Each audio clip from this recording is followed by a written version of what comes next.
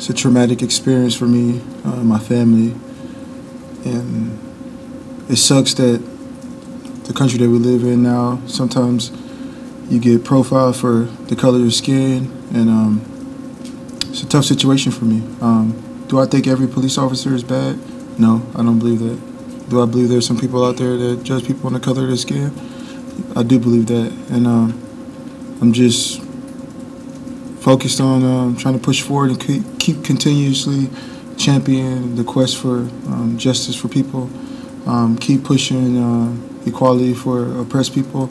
The whole time through the whole situation, all I could think about was my wife and my kids. I think people sometimes you think that the game is the most important thing, but for me, the whole time I wasn't thinking about the Super Bowl. I wasn't thinking about what play we were going to run against Green Bay or sacking Aaron Rodgers. I was just literally thinking about my wife and children and how much they mean to me. This is a tragic situation for me. I hate to be up here at this moment.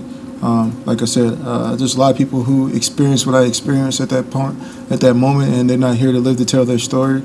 I think about Trayvon Martin. I think about Shirley Lyles. I think about Phil Castile, Tamir Rice. So many different people that had the experience that I had, and they're not here to tell the story. So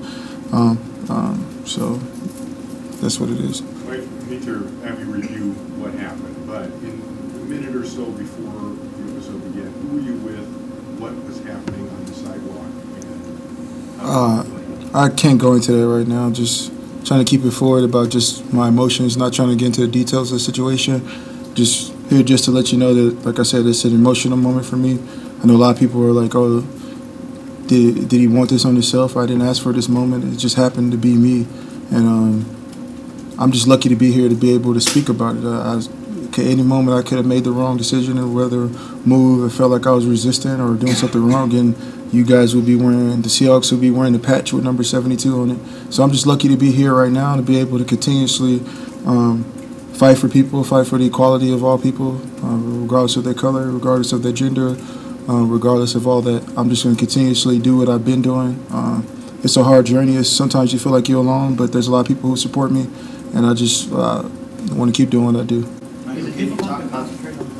It's not difficult to concentrate on football. I think at this point it's the reality of what I live in every day.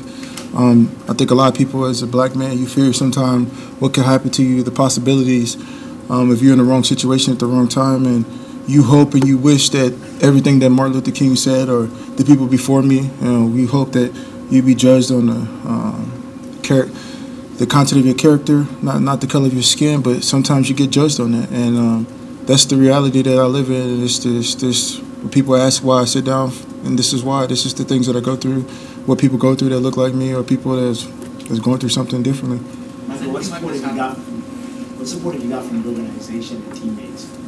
I think you got good support. I think, of course, a lot of people. This is a tough situation for any organization. I think nobody wishes that their player is in this point. Nobody wishes that their player has to go through this, but of course, you have to sit down and be able to talk to people. And I think I got good support. I think if I didn't have good support, I wouldn't be able to have the strength to be up here right now. Because at any moment, this is a nervous situation. At some point in time, you're in the eyes of everybody in America, and everybody's waiting for you to make a mistake. And but this is the truth. I mean, I got great people around me.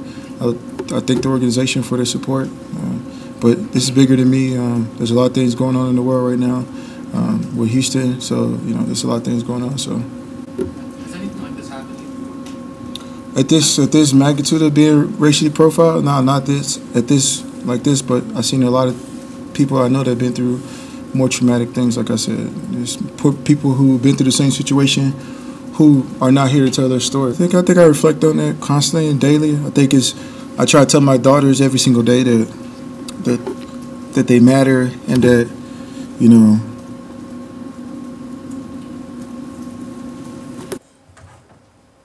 All right.